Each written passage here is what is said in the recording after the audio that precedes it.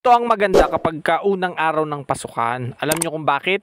Napakatatahimik ng mga bata, walang nagbubulungan, walang nagse-cellphone, walang palingalinga kung saan-saan. Kaya sana laging first day of school. Pero syempre, hindi tayo papabudol dyan, hindi tayo papa-scam dyan. Pasasaan ba't after 1 week ay sure na.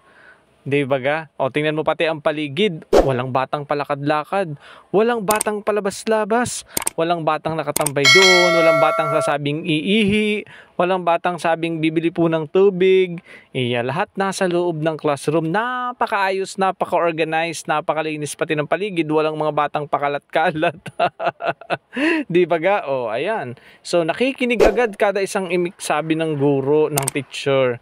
Kaya, sana laging first day. Yun lang guys. Thank you for watching. Baka hindi pa ka nakapollow, follow for more.